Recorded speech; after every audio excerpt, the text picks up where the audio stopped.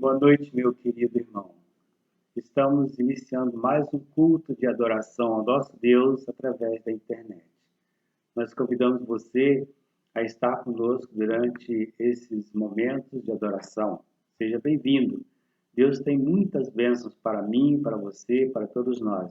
Deus quer nos abençoar e nesses instantes que estaremos adorando ao Senhor, você vai ter a oportunidade de estar numa perfeita comunhão com Ele. O salmista, no Salmo 20, ele diz: O Senhor te responda no dia da tribulação. O nome do Deus de Jacó te eleva em segurança. Essa é a nossa experiência. Deus está nos dando muitas oportunidades, apesar de não podermos se reunir na igreja, Deus está nos dando muitas oportunidades de estarmos juntos através da internet. E neste culto, Deus tem uma grande bênção para você, para mim, para todos nós. Então vamos nos aproveitar. Seja bem-vindo mais uma vez. Vamos orar nesse momento, meus irmãos. Uma oração de adoração ao nosso Deus, agradecendo e louvando a Ele pelo seu cuidado, sua provisão e sustento para conosco. Pai de amor, Deus bendito, louvamos o Teu nome, Senhor, por mais esse dia que Tu nos concede, Senhor. Te agradecemos, Pai, por podermos estar reunidos, Senhor, assistindo esse culto, Senhor, nos nossos lares, Pai. Te agradecemos, Senhor, porque, apesar de estarmos, Senhor, distantes fisicamente, Senhor, como membros do Teu corpo, Pai, continuamos unidos, Senhor, pelo sangue do Teu Filho derramado por nós. Continuamos unidos, Senhor, em oração, Pai. Te agradecemos, Senhor, pela tecnologia, Senhor, pelo conhecimento que Tu deu ao homem, Senhor, para desenvolver, Senhor, tecnologia, Pai, de forma que nós pudéssemos, Senhor, transmitir esse culto, Senhor, de forma que nós possamos, Senhor, estar unidos, Senhor, uns com os outros, Senhor, através de ligações, Senhor, através, Senhor, de conferências, Senhor, de ferramentas, Senhor, como Tu mesmo tem permitido que usemos, Pai. Te agradecemos, Senhor, pelo Teu cuidado, Pai, pois no meio, Senhor, desta situação em que estamos vivendo, Senhor, desse vírus, Pai, que tem assolado o país, Tu continua, Senhor, nos protegendo, Pai. Tu cuidaste, Senhor, de nós desde antes de nascermos, Pai, de forma que tivéssemos uma criação, Pai, tivéssemos, Senhor, hoje um lar, Senhor, uma casa, Senhor, protegida, Pai, do mal, Senhor. Temos sustento, Pai, a cada dia, Senhor, não nos falta, Senhor, o necessário para vivermos, Pai. Prova disso é estarmos aqui, Senhor. Te agradecemos, Senhor, porque em todas as coisas, Senhor, temos a Tua graça, Senhor, temos o Teu cuidado, Senhor, temos o Teu amor para conosco, Pai.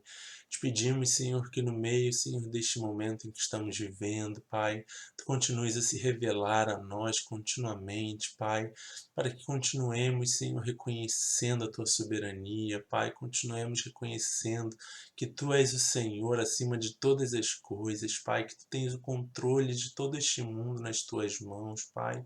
Dá-nos graça, Senhor, para neste momento, Senhor, enquanto estamos nas nossas casas, Senhor, continuarmos encontrando alegria na Tua presença, Senhor.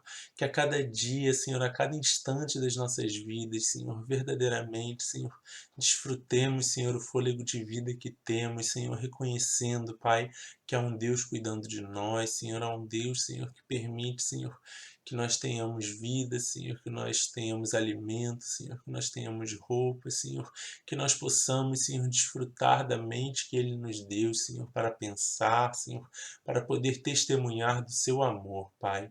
E te pedimos, Senhor, que Tu nos conceda essa graça, Pai, de ter o nosso coração preenchido pela Tua alegria, Senhor, pela Tua paz que excede todo entendimento, Senhor, reconhecendo a Tua grandeza, o Teu poder, Senhor, e vivendo de tal forma, Pai, que possamos testemunhar da Tua bondade e do Teu amor, Senhor.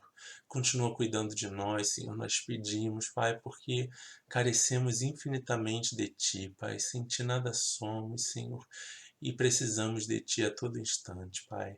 Continua cuidando de nós, Senhor, continua, Senhor, a cada dia nos revigorando, nos trazendo paz, Senhor, nos trazendo alegria, Senhor, no coração, Senhor, e nos capacitando, Senhor, para vivermos, Senhor, para a Tua honra e para a Tua glória.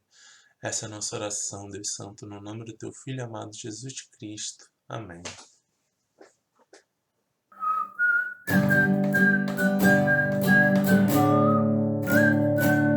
Por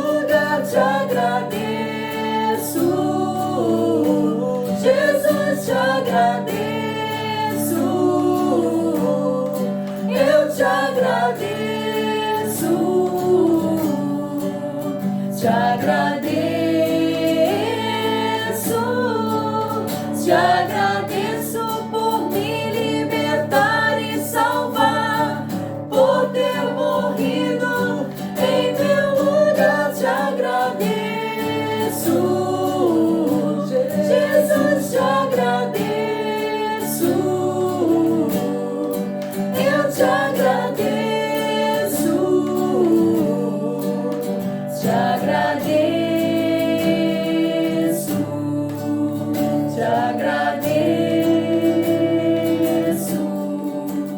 Te agradeço.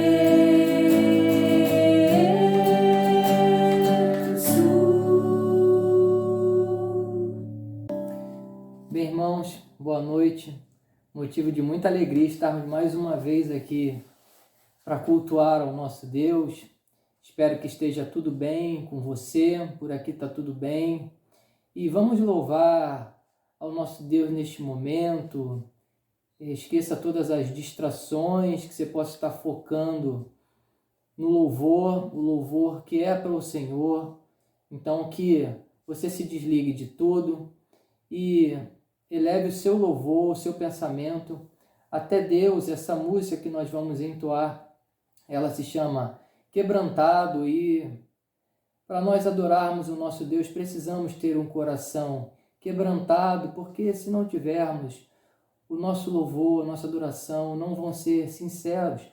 A palavra de Deus diz que Ele procura verdadeiros adoradores que o adorem em espírito e em verdade. Então, se o coração está duro, se o coração está resistente, se derrame diante do Senhor neste momento. Busque ter um coração quebrantado diante dEle e que o seu louvor chegue até o trono de glória e de graça do nosso Deus. Vamos cantar? Vamos adorar?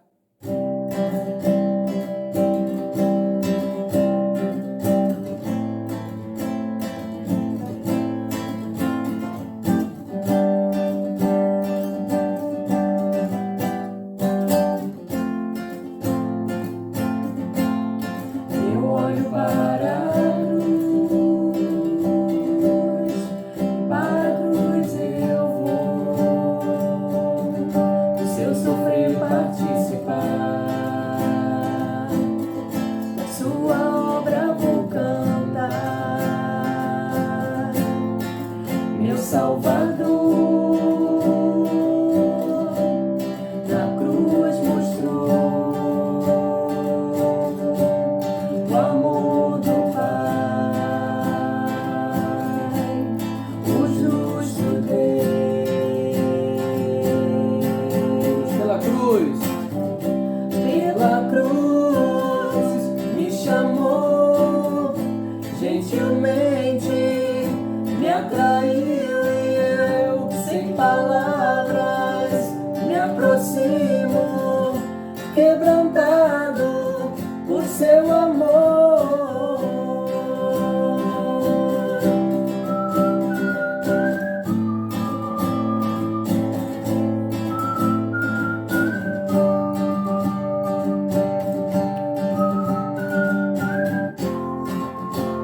merecida. Imerecida vida, de graça recebi, por sua cruz, da morte me livrou, Trouxe minha vida, trouxe minha vida. Eu estava condenado, mas agora pela cruz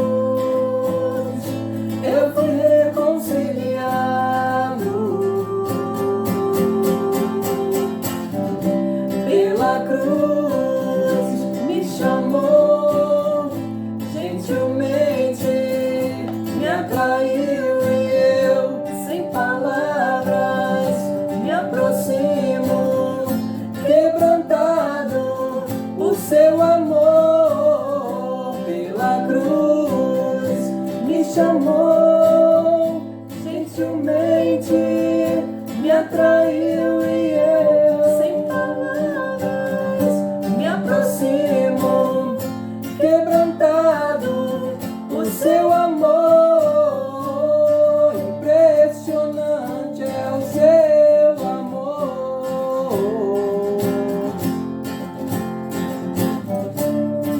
Me redimiu e me mostrou o quanto é fiel. Impressionante é o seu amor.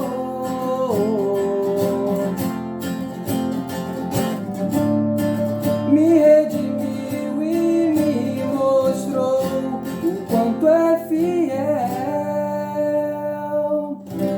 Pela cruz me chamou, gentilmente me atraiu e eu, sem palavras, me aproximo, quebrantado por seu amor.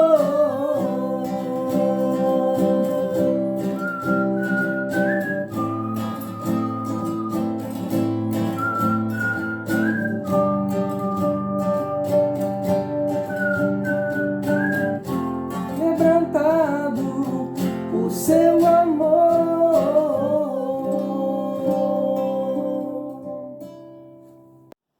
Irmãos, vamos fazer agora a oração de contrição, a oração de confissão de pecados, a oração de arrependimento. Eu estou de joelhos. Se você quiser, se você sentir esse desejo no teu coração também, dobre seus joelhos agora onde você está e oremos juntos essa oração. Senhor Deus, nosso grandioso Pai, Deus de amor, Deus de misericórdia, nós entramos na Tua presença, Senhor, para reconhecer a nossa fraqueza, o nosso arrependimento pelos nossos pecados, nosso arrependimento, Senhor, pela nossa vida, muitas vezes distante de uma vida mais de compromisso contigo, mais de adoração. E juntamente, Senhor, com os nossos irmãos, estamos agora diante de Ti atendendo, Senhor, aquela palavra Tua em 2 Crônicas 7,14, que diz: se o meu povo, que somos nós, somos Teus, Senhor, que se chama pelo meu nome, e nós nos proclamamos e nos confessamos o Teu nome, se humilhar e orar, e se arrepender dos seus maus caminhos, então eu virei dos céus e sararei a sua terra, atenderei o seu pedido, sararei a sua terra. É a Tua palavra, Senhor, nós queremos em cima dela estar nesse momento, confessando os nossos pecados, reconhecendo, Senhor, os pecados que temos cometido diante de Ti. Não estamos diante de Ti com medo de um Deus mau, de um Deus vingador. Estamos diante de um Deus amoroso, um Deus que tem feito provas incontestáveis do amor por nós, amor pelos homens, pela humanidade. Estamos diante desse Deus misericordioso que Tu és, Senhor.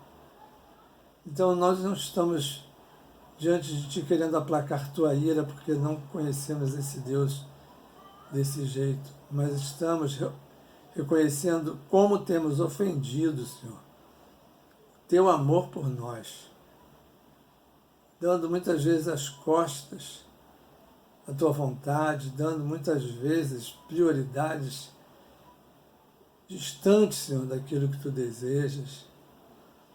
E também, Senhor, em nome de toda a humanidade, Senhor, queremos colocar o nosso arrependimento, Senhor. Essa humanidade que Tu amas também, que Tu derramaste sangue para que todos pudessem ser salvos. Essa humanidade, Senhor, que tem feito tantas atrocidades, tantas violências, tantas perversidades, Senhor. nessa época que estamos vendo cada vez mais crescer a impiedade, a falta de amor, a crueldade, Senhor.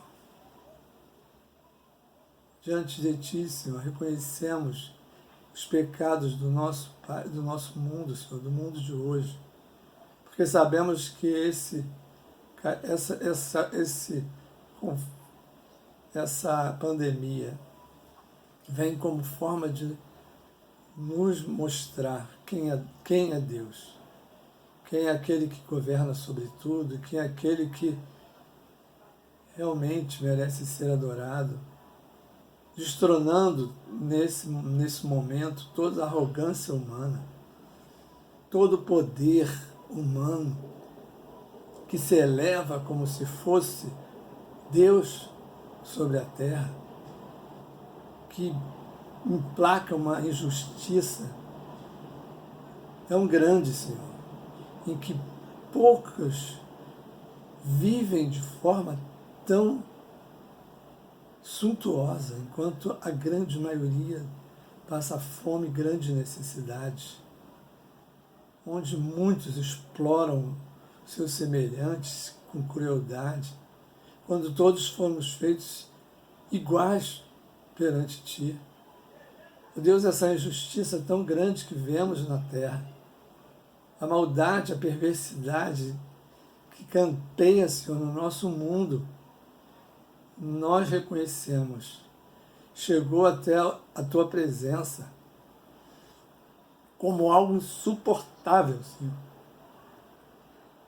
Por isso Tu desceste, por isso Tu enviaste esse mal,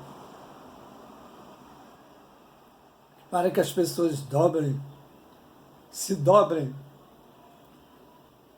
diante daquele que é Deus soberano sobre todas as coisas, aquele que realmente é Deus, e possam, Senhor, se arrepender dos seus pecados, possam reconhecer a sua maldade, possam se voltar para uma nova maneira de viver, uma maneira de viver em que haja mais justiça, mais amor. Ó Deus, entendemos que Tu estás quebrantando, Senhor, a humanidade, quebrantando a Tua igreja, cada um de nós.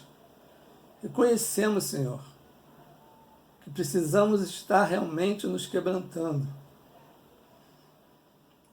nos colocando como somos, fracos que somos, as pessoas preciosas nas Tuas mãos, as pessoas amadas de forma profunda por Ti, para vivermos uma vida de íntima comunhão contigo. Uma vida, Senhor, que realmente significa a existência nossa. Por isso, Senhor, nesse momento de contrição, nós nos arrependemos, nos colocamos diante de Ti, pedindo perdão, Senhor, pedindo misericórdia e pedindo, tenha pena deste mundo e, Senhor, traga paz, traga transformação nesse mundo que vivemos. É o pedido que fazemos, é o pedido da Tua igreja no mundo inteiro, que clama e Te louva e Te adora e reconhece que só Tu és Deus e que deve ser o único a ser glorificado. No nome de Jesus, nós pedimos. Amém. Irmãos, quantas vezes estamos com os nossos pensamentos dispersos, a nossa vida está fora do eixo, a gente está confuso, sem saber por onde ir, o caminho a seguir. Isso acontece com muitas pessoas. E às vezes a gente tende um pouquinho para esse lado. A gente muitas vezes peca, e aí o pecado começa a tomar conta, e a gente vai perdendo o foco. E a gente precisa ouvir a voz de Deus neste momento. A gente precisa se voltar para Ele, porque só Ele consegue colocar o nosso caminho no lugar certo, a nossa vida no lugar certo, onde ela deve estar. A gente não tem forças para se achegar a Deus. Essa é a grande verdade. E essa música, ela nos traz o segredo para resolver isso. É uma oração, ela diz: me leva para perto de ti, me leva para onde eu possa ouvir a tua voz. A gente precisa da voz do Senhor, pois ela nos dá discernimento, ela norteia a nossa vida, ela é tudo de que precisamos, ela é o nosso alimento. A voz de Deus é essencial para todos nós. Eu não sei como é que você está nesse momento. Se você anda meio perdido, se você anda confuso, se volte para o Senhor. Busque ouvir a voz dele. Peça a ele: Senhor, me leva para perto de ti, me leva para onde eu possa ouvir a tua voz. Não tente se chegar a Deus por conta própria, porque você não tem força para isso. Só Deus pode te capacitar e te ajudar a chegar até a Ele. Faça dessa música a sua oração. Feche seus olhos, se derrame diante do Senhor e cante com todo o seu ser, cante com todo o seu coração. Entregue esse louvor a Ele, entregue essa petição, essa adoração ao Senhor.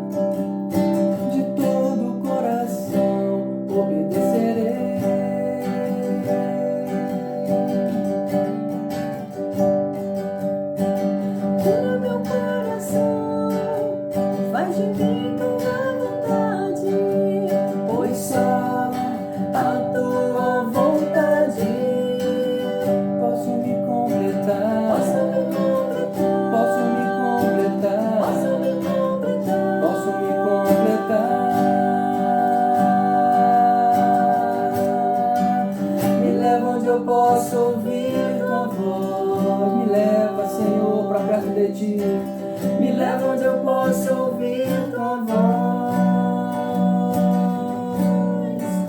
Me leva onde eu possa ouvir tua voz. Aos teus pés, Senhor. Aos teus pés. Oh, me leva onde eu possa ouvir tua voz. Me leva onde eu possa ouvir tua voz. posso ouvir tua voz aos teus pés. Melhor lugar para estarmos é aos pés do Senhor, diante dele, juntinho dele. Amém.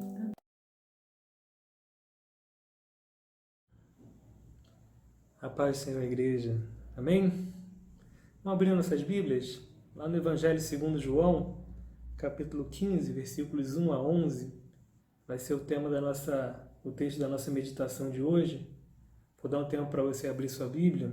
João, capítulo 15, versículos 1 a 11. Estou aproveitando para gravar esse vídeo aqui no solzinho aqui na minha sala, está batendo um sol gostoso. Vim gravar aqui para vocês. João 15, 1 a 11. Vamos ler? Eu sou a videira verdadeira, e meu pai é o agricultor. Todo ramo que estando em mim não der fruto, ele o corta, e todo o que dá fruto, limpa, para que produza mais fruto ainda. Vós já estáis limpos pela palavra que vos tenho falado. Permanecei em mim, e eu permanecerei em vós. Como não pode o ramo produzir fruto de si mesmo, se não permanecer na videira, assim nem vós o podeis dar, se não permanecerdes em mim. Eu sou a videira, vós os ramos. Quem permanece em mim e eu nele, esse dá muito fruto, porque sem mim nada podeis fazer. Se alguém não permanecer em mim, será lançado fora, à semelhança do ramo, e secará. E o apanham, lançam no fogo e o queimam. Se permanecerdes em mim, e as minhas palavras permanecerem em vós, pedireis o que quiserdes, e vos será feito. Nisso é glorificado meu Pai, em que deis muito fruto. E assim vos tornei meus discípulos. Como o Pai me amou, também eu vos amei. Permanecei no meu amor. Se guardardes os meus mandamentos, permanecereis no meu amor. Assim como também eu tenho guardado os mandamentos de meu Pai, e no seu amor permaneço. Tenho-vos dito essas coisas para que o meu gozo esteja em vós e o vosso gozo seja completo. Vamos orar? Obrigado, Deus, pela tua palavra lida, Senhor. Obrigado pela mensagem que o Senhor colocou no meu coração, que agora a gente vai dividir com os demais irmãos. Senhor, fala, Senhor, no nosso meio, quebranta, Senhor, o nosso coração, Senhor. Abre o nosso entendimento para ouvir a Tua Palavra, para amar a Tua Palavra e para colocar em prática, Senhor. Que a gente pede, agradece, em nome de Cristo. Amém. Olha, antes da igreja fechar, né, os templos fecharem, eu estava escalado para pregar, se não me engano, dia 15 de março. E eu estava com uma pregação bem parecida com essa daqui, pronta para fazer. Ainda não tinha certeza, não tinha escrito ainda e tal. Aí guardei no coração, né, o texto e deixei para lá. Agora surgiu a oportunidade de novo de eu estar pregando. E eu estava pensando se era esse texto mesmo, se devia trocar e tal. Mas olha, essa semana eu tive uma série de confirmações em relação a esse texto. Eu estou muito contente de poder dividir ele com vocês, meus irmãos. Bem, no texto a gente tem 4 personagens, 4 figuras que a gente pode observar. A videira, que é Cristo, os ramos, que somos nós, o agricultor, que é Deus Pai, e os frutos, que são os ramos, os frutos que são o produto da videira. Bem, videira, que é Cristo. Se você reparar no Evangelho de João, até aqui, Jesus vai se apresentar como eu sou 7 vezes. Essa é a 7ª vez, para ser mais exato. Ele diz, eu sou o pão da vida, eu sou a luz do mundo, eu sou a porta, eu sou o bom pastor, eu sou a ressurreição e a vida, eu sou o caminho, a verdade e a vida, e eu sou a videira verdadeira. O Antigo Testamento é muito interessante, porque praticamente tudo, praticamente não, absolutamente tudo que a gente tem no Antigo Testamento está apontando ou simbolizando Cristo. Os sacrifícios, o templo, as festas, os milagres, a provisão, Moisés, a lei, o próprio povo de Deus. Tudo no Velho Testamento, Antigo Testamento, aponta para Cristo. Vou ler para vocês um trechinho do Salmo 80, os versículos 8 a 11. Não precisa abrir não, vou ler para vocês. Trouxeste uma videira do Egito, expulsaste as nações e a plantaste. Dispuseste-lhe o terreno, ela deitou profundas raízes e encheu a terra. Com a sombra dela os montes se cobriram, e com os seus sarmentos os cedros de Deus. estendeu ela sua ramagem até ao mar e os seus rebanhos até o rio. Está falando do povo de Deus, da libertação do Egito até a tomada de Canaã. O Salmo continua, mas eu vou parar por aqui para não ler muito. Mas é interessante que ele compara o povo de Deus a uma videira, né? Trouxeste uma videira do Egito. O povo é descrito dessa forma aqui. E como todas as coisas no Velho Testamento apontam para Cristo, essa videira, que é o povo de Deus, o povo hebreu aqui, simboliza a videira verdadeira que estava por vir. E Cristo se apresenta. Eu sou a videira verdadeira. Ele cumpre, ele é a realidade daquele símbolo que a gente leu lá em Salmos.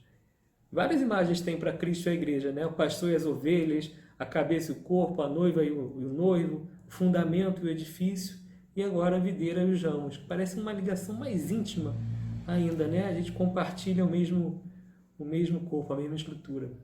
Bem, já falei da videira. Os ramos. Aí tem uma vez, aqui em Maria da Graça, muitos anos, veio uma moça pregar aqui, eu não me lembro quem era, não me lembro, mas foi um culto de SAF, aniversário de SAF, realmente, acho que foi a Tia Márcia que trouxe ela, não consigo me recordar o nome dela. Ela fez uma coisa muito interessante que me marcou, né? Ela trouxe um ramo. Eu pensei em ir lá embaixo, estou apontando para a minha janela, tá? Eu pensei em ir lá embaixo e pegar um ramo para ilustrar para vocês, mas fiquei com medo de ir na rua. E olhando para o lado aqui, eu tinha aqui na minha... do meu lado aqui no meu escritório, essa imagem aqui, ó, de um ramo. Então eu vou usar, você faz exercício de imaginação e pensa que é um ramo verdadeiro, tá? E aquela pregadora trouxe um ramo de palmeira, de coqueiro, não sei, era bem parecido com isso daqui. Mostrou pra gente e começou a fazer algumas perguntas sobre as características dele, né? Olha esse ramo aqui, o que vocês acham dele? Ah, é verdinho, é bonito, né? É de uma árvore boa e tal. Aí depois que todo mundo falou assim bastante, ela falou, não, tem uma característica que ninguém falou. Ela, qual? A gente perguntou. Ela disse, ele está morto. Nenhum ramo, vou guardar meu ramo falso, nenhum ramo o que não esteja conectado à planta está vivo. Por mais verdinho que seja, por mais bonito que seja, por mais melhor aparência que ele possa ter, ele está morto. E o destino dele é secar e ser deixado de lado. O ramo, ele só é importante, só é vivo quando ele está ligado à sua árvore. Deu para entender? O agricultor, que aqui é o pai, né? É quem cuida da videira. O trabalho dele é cuidar da videira, sendo que o que mais alegra um agricultor é que os seus ramos produzam muitos frutos. O agricultor ele levanta, limpa, poda os ramos para eles serem renovados e remove os ramos secos, sem vida, para lançar fora e queimar. E os frutos, a quarto personagem, por assim dizer. Árvores diferentes têm propósitos diferentes.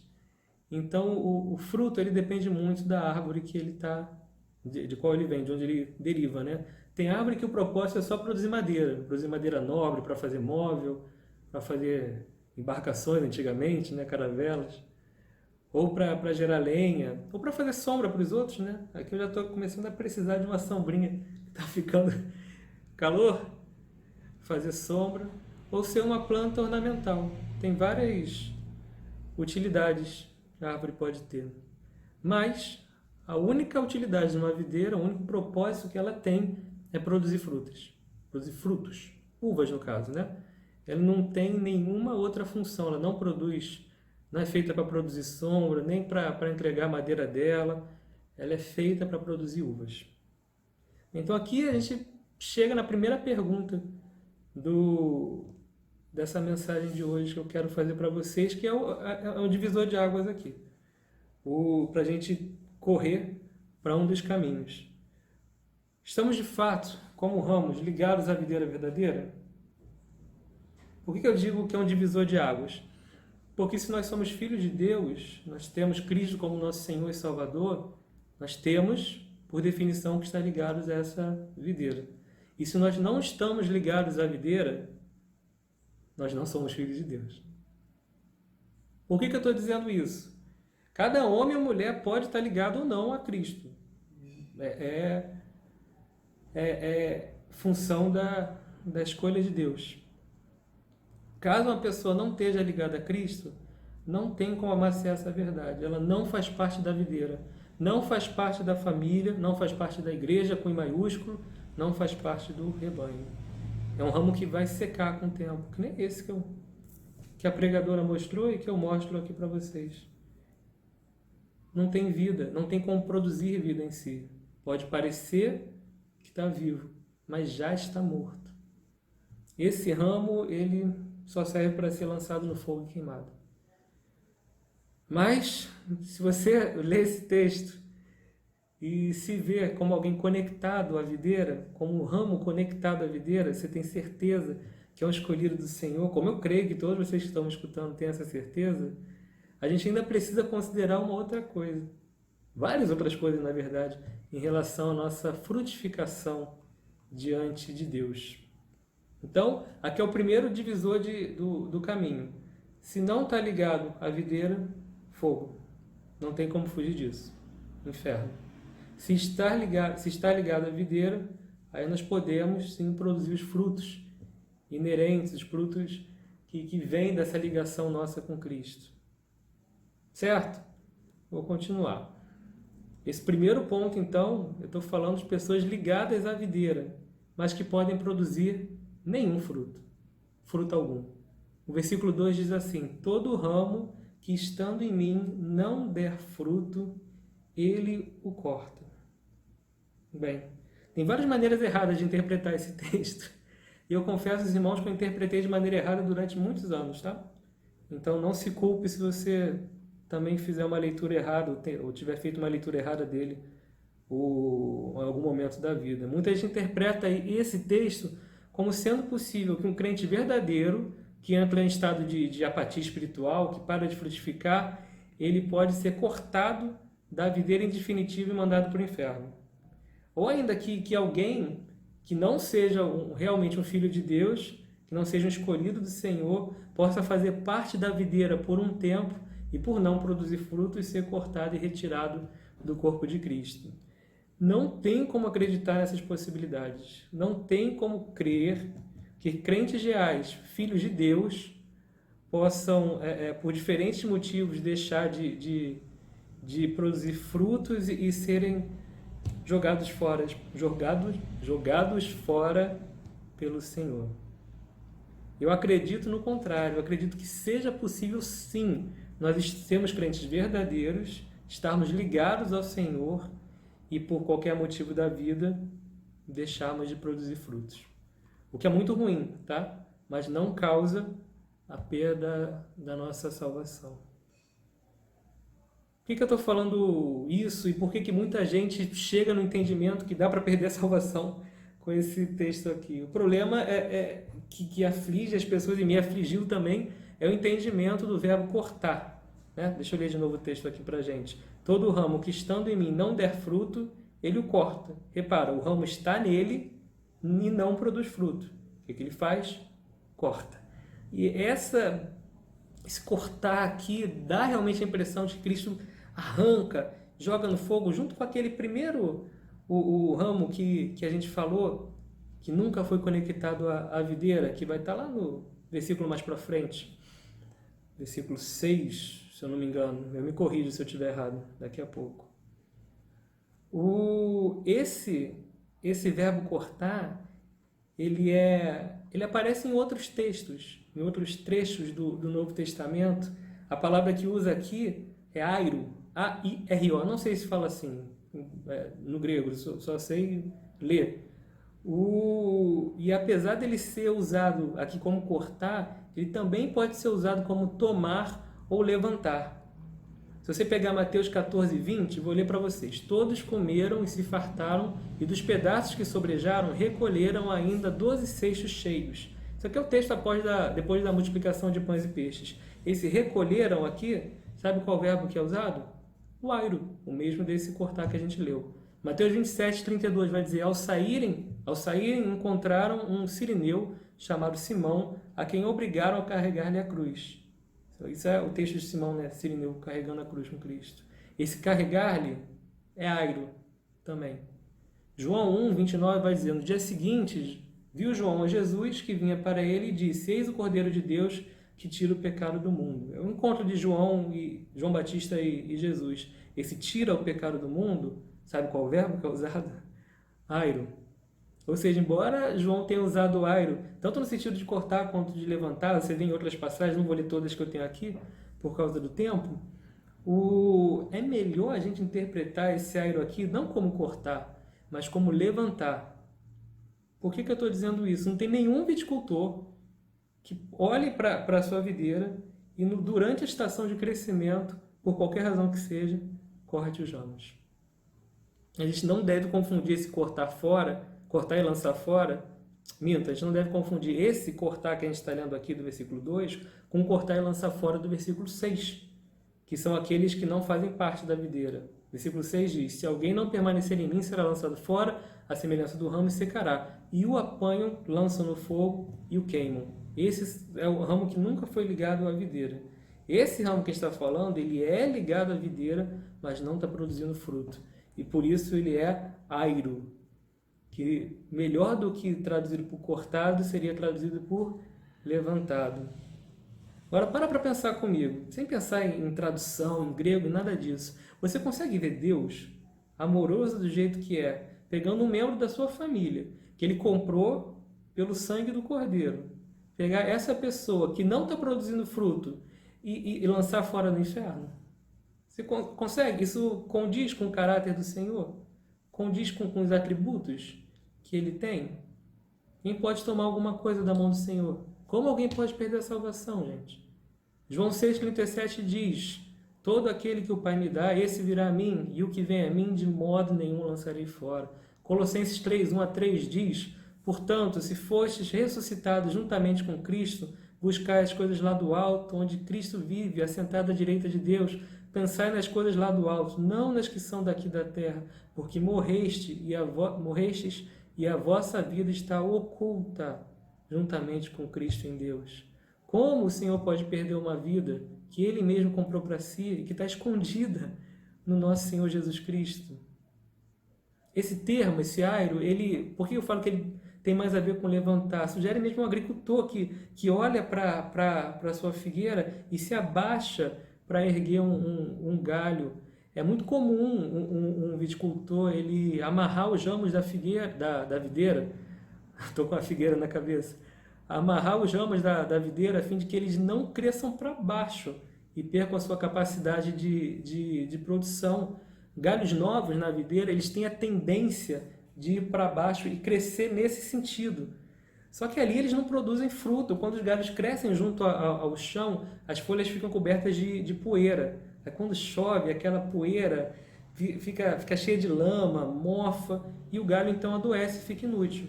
O que qualquer agricultor faz nesse momento? Ele corta o galho para não produzir mais nada? Não. O ramo é precioso para o agricultor. Ele não lança ele fora. O que ele vai fazer? Ele vai precisar lavar aquele ramo, ele vai precisar levantar aquele ramo e amarrar de volta aos outros ramos. E logo ele vai voltar a frutificar.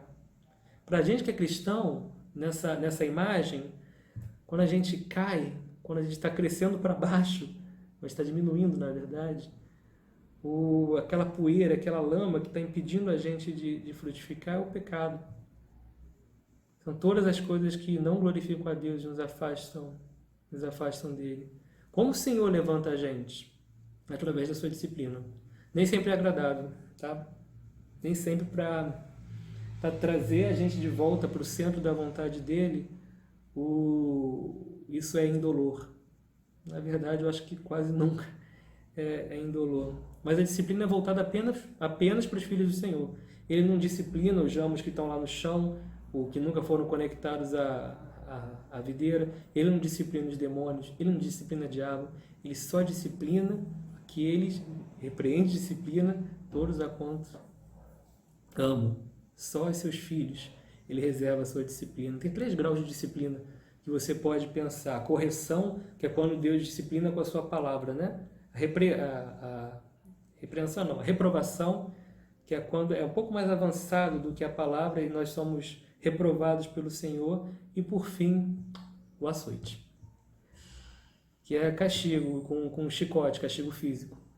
Talvez em muitos momentos da vida a gente precise desse castigo físico do Senhor para voltar ao primeiro amor, voltar a frutificar, que foi para isso que nós fomos feitos. Quem sabe agora mesmo a gente não está vivendo um chicote de Deus, um castigo. Quantos irmãos me falam que agora estão lendo mais a Bíblia, que agora estão orando mais? Quantos anos das nossas vidas começaram assim em janeiro, a gente falando, esse ano eu vou ler mais a Bíblia, esse ano eu vou estar mais próximo ao Senhor. Mas parece que a gente precisou disso, de um hecatombe, de uma pandemia, para voltar os olhos para a palavra e para se colocar de novo na posição de servo, fiel, servo que sabe que precisa orar, precisa ler para fazer a vontade de Deus. Então esse é o primeiro ponto. É possível sim estar ligado à videira e não produzir fruto nenhum. Isso é pecado, isso é errado. Mas Cristo não joga a gente fora por causa disso. Muito pelo contrário. Ele nos levanta e nos disciplina para voltarmos a frutificar. No mesmo versículo 2, a gente tem o segundo ponto. Fruto e mais fruto. Vou ler o versículo 2. E todo, aqui está falando do ramo, né? E todo ramo que dá fruto, limpa, para que produza mais fruto ainda. A tendência natural da videira, que é bem parecida com a nossa, é crescer, dos ramos da videira, né? Claro, né? É crescer desordenadamente, enquanto produz apenas alguns cachos. Por causa dessa tendência de crescimento, muitos galhos têm que ser cortados a cada ano. As paredes podem ficar tão densas que a luz e o ar, a luz solar, ela não consegue chegar até onde estaria o fruto para que ele possa se formar e desenvolver. Repara bem, se no primeiro ponto que a gente leu, que a gente não produz fruto nenhum, Deus nos levanta do chão porque o pecado nos impede de frutificar, aqui são as nossas próprias folhagens que diminuem a nossa capacidade de produzir frutos. E nesse momento, em vez de Deus realizar a disciplina, Ele realiza a nossa poda. Ele vai podar a gente. Ele tira de nós esses brotos desnecessários, essa folhagem que pode até parecer bonita, né? Visualmente falando, mas que não cumpre o nosso propósito, que é produzir frutos. Toda a energia que a gente gasta para produzir folha, a gente está deixando de empreender para produzir frutos. Deus disciplina a gente quando a gente está fazendo alguma coisa errada. Mas Deus nos poda quando a gente está fazendo as coisas certas. Ele disciplina a gente para dar frutos. Ele nos poda para dar mais frutos. Na disciplina, o que tem que ser retirado é o pecado. Na poda, o que deve ser retirado é o próprio eu. A disciplina termina quando a gente se arrepende. A poda não termina nunca em vida. Ela só termina quando o Senhor nos glorifica. Na glória mesmo. Os cristãos mais frutíferos são os que são mais podados pela tesoura de Deus. É interessante a gente ver que conforme o tempo vai passando para a videira, ela vai ficando mais velha, com mais frequência vai tendo que ser feita essa poda. Sem a poda, a planta enfraquece e frutifica cada vez menos. Então, meu irmão, você que está aí há muito tempo de igreja, quando eu falo isso, falo de mim também. Só em Maria da Graça eu estou há 12 anos. 13? Não sei. Estou há mais de uma década. A gente não pode resistir ao constante cuidado do Senhor, mesmo quando Ele vira para a gente e ordena que a gente se quebre e seja transformado num vaso novo. Ainda que a gente já seja um vaso muito bonito, muito bem usado nas mãos do Senhor, Ele sempre pode quebrar a gente para Ele se transformar em outra coisa e frutificar mais. A gente tem que agradecer por essa ação do Senhor e não resistir a ela. Certo? Nenhum fruto, fruto e mais fruto, e agora onde a gente realmente quer chegar, muito fruto. O versículo 8 vai dizer, nisso é glorificado meu Pai, em que deis muito fruto, e assim vos tornareis meus discípulos. O segredo de uma vida frutífera, uma vida em que somos ramos que dão muito fruto, é a permanência em Cristo. Se você ler esse texto, se prestar atenção, você vai ver que o verbo permanecer vai aparecer 10 vezes. Pode contar aí, 10 vezes nos últimos 11 versículos. A vida abundante que Deus nos prometeu não é fazer mais por Jesus, mas estar mais com Ele, permanecer com Cristo.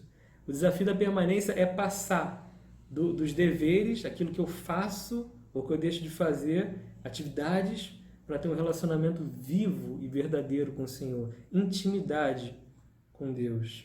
Jesus é a videira, o tronco no qual o galho, eu, precisa buscar sua seiva para frutificar. Quanto maior essa conexão da videira com os ramos, melhor vai ser a nossa capacidade de produção de frutos. Permanecer em Cristo dá essa sensação de continuidade mesmo. Nós já fomos justificados, escolhidos, regenerados uma vez só, por Deus. A gente confirma esse chamado dia após dia, quando a gente vai se santificando e querendo parecer mais com Ele. Bom, eu estou falando isso tudo, mas o que é esse fruto que eu estou tanto repetindo, né, que a gente tem que produzir? A gente não pode produzir nenhum fruto, a gente não pode produzir pouco fruto, a gente tem que produzir muito fruto, porque essa é a vontade de Deus para a gente. Qual é a natureza desse fruto? Que Deus está querendo falar com a gente em relação a isso? Bem, aqui eu quero ler outros textos com você. Estou me esforçando para a mensagem não ficar muito longa, mas estou perdendo essa batalha. Mateus 7, 15 a 23. Eu vou ler para vocês rapidamente. Acautelai-vos dos falsos profetas, que se vos apresentam disfarçados em ovelhas, mas por dentro são lobos roubadores. Pelos seus frutos os conhecereis. Colhem-se porventura uvas de espinheiros ou figos dos abrolhos? Assim toda árvore boa produz bons frutos, porém a árvore má produz maus frutos, frutos maus. Não pode a árvore boa produzir frutos maus, nem a árvore má produzir frutos bons. Toda árvore que não produz bom fruto é cortada e lançada no fogo. Assim, pois, pelos seus frutos os conhecereis. Nem todo que me diz Senhor, Senhor entrará no reino dos céus, mas aquele que faz a vontade do meu Pai que está nos céus. Muitos naquele dia hão de dizer-me, Senhor, Senhor, porventura não temos nós profetizado em Teu nome, em Teu nome não expelimos demônios, em Teu nome não fizemos muitos milagres? Então lhes direi explicitamente, nunca vos conheci, apartai-vos de mim, os que praticais a iniquidade. Olha, quando eu olho para a vida desses homens, profetizando, expelindo demônio, fazendo milagre, eu posso olhar para esse fruto e achar que é um fruto bom. Se eu fosse julgar essa árvore, eu ia julgar que é uma árvore boa. Interessante isso, né? Como a gente se engana, como muitas vezes o que está do lado de fora, que salta aos nossos olhos, tira a gente a percepção de que essas pessoas eram falsos profetas. Então, mas se esse não é o fruto que Deus espera de nós, qual fruto? Se essa pessoa não entra no reino dos céus, quantas chances eu tenho de entrar no reino dos céus? Que fruto é esse que a gente está falando?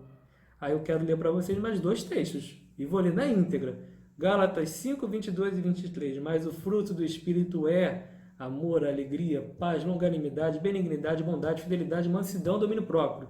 Contra essas coisas não há lei. E eu ainda quero ler as bem-aventuranças, Mateus 5, 3 a 11. Bem-aventurados os humildes de espírito, porque deles é o reino dos céus. Bem-aventurados os que choram, porque serão consolados. Bem-aventurados os mansos, porque herdarão a terra. Bem-aventurados os que têm fome e sede de justiça, porque serão fartos. Bem-aventurados os misericordiosos, porque alcançarão misericórdia. Bem-aventurados os limpos de coração, porque verão a Deus. Bem-aventurados os pacificadores, porque serão chamados filhos de Deus. Bem-aventurados os perseguidos por causa da justiça, porque deles é o reino dos céus. Bem-aventurados sois, quando por minha causa vos injuriarem e vos perseguirem e mentindo disserem todo o mal contra vós. Meus irmãos, é muito mais fácil expelir demônio do que permanecer em Cristo a tal ponto de se tornar uma pessoa com domínio próprio. É mais fácil profetizar, que nem estou fazendo aqui, tá? Profetizar é pregar a palavra de Deus. É muito mais fácil profetizar do que permanecer em Cristo a ponto de ter fome e sede de justiça. Por que eu estou dizendo isso? Foi a nossa discussão de quinta-feira. É muito mais fácil parecer do que ser.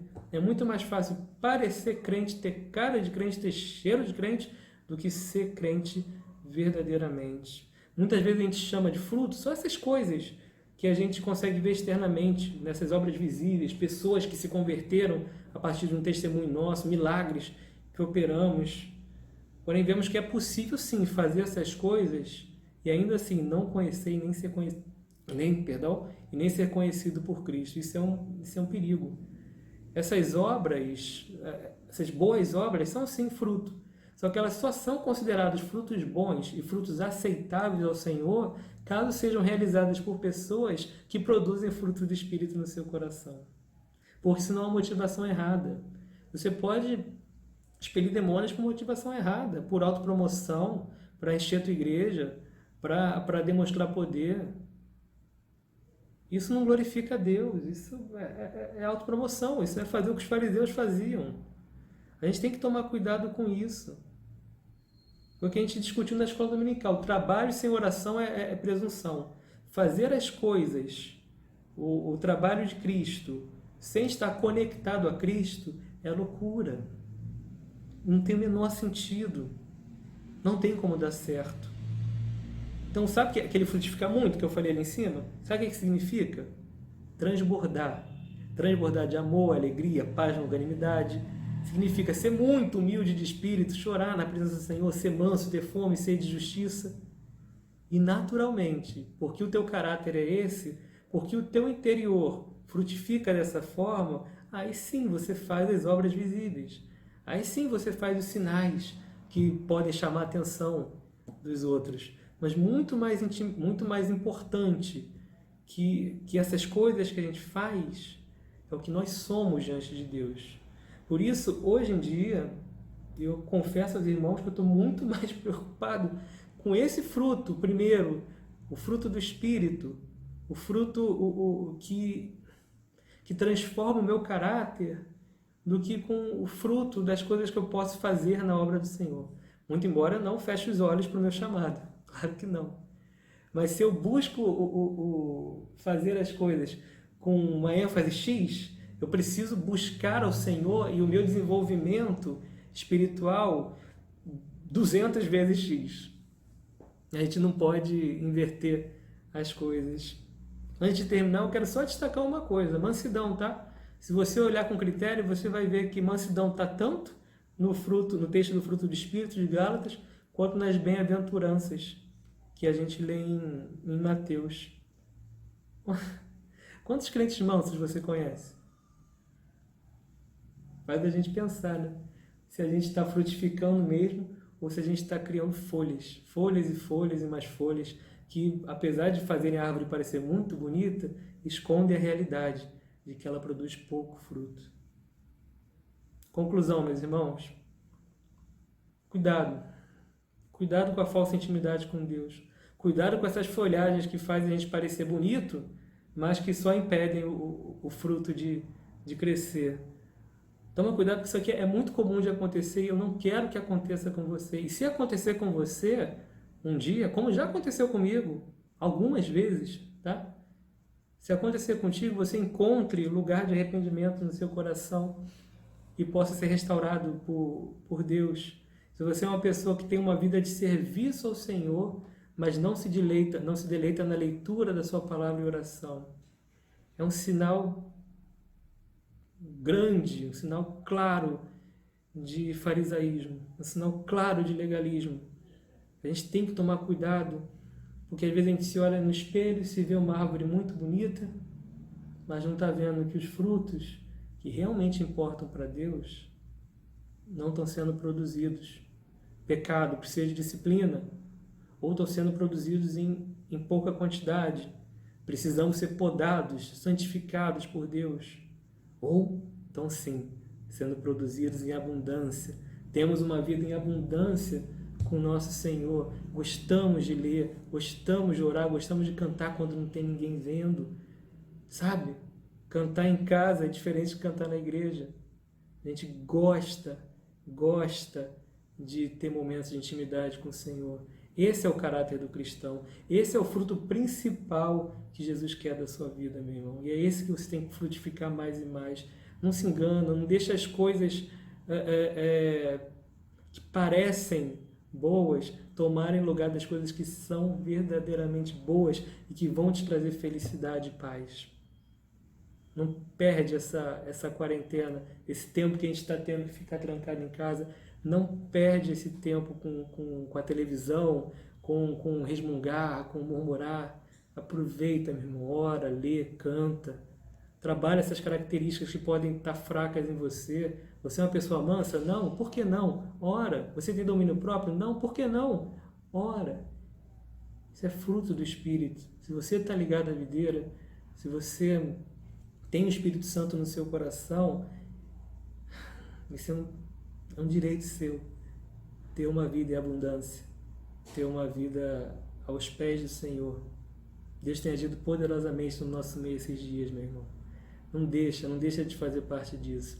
Não perde essa oportunidade que Deus está trazendo para a gente de se aproximar dele. Amém? Fiquem todos com Deus. Glória ao nome do Senhor. Filho meu, dá-me o teu coração e deleitem-se os teus olhos nos meus caminhos. Provérbios 23, 26. Irmãos, é isso exatamente que Deus quer de cada um de nós. Ele quer o nosso coração, Ele quer a nossa vida por inteiro. Tem gente que entrega só um pouquinho, uma parte da vida. Isso não é o que agrada a Deus. A gente precisa entregar totalmente a nossa vida a Ele. Ele sabe o que é o melhor para nós. Ele nos conhece bem melhor do que nós mesmos. Então, que não resistamos a isso, que possamos estar realmente nos derramando diante do Senhor, entregando a Ele todo o nosso ser. E esta música fala exatamente sobre isso, sobre entrega. Vamos cantá-la?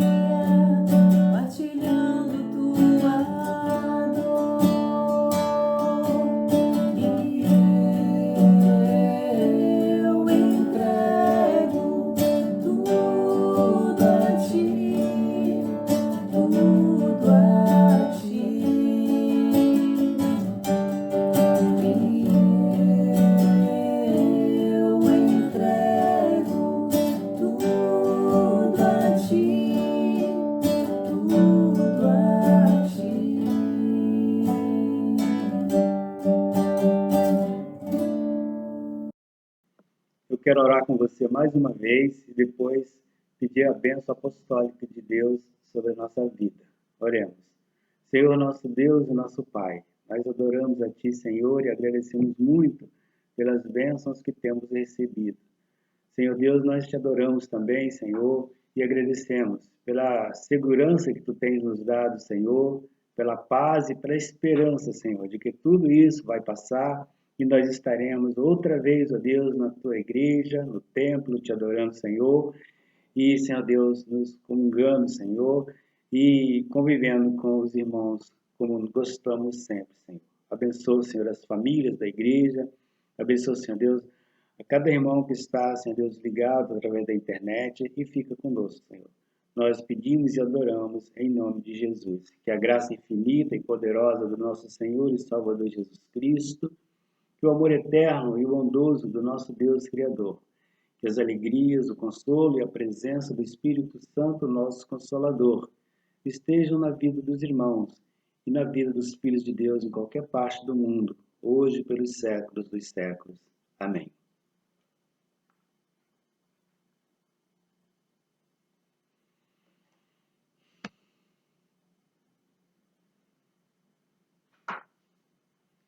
Gel, por favor, faça a edição da melhor maneira que você sabe fazer. Obrigado.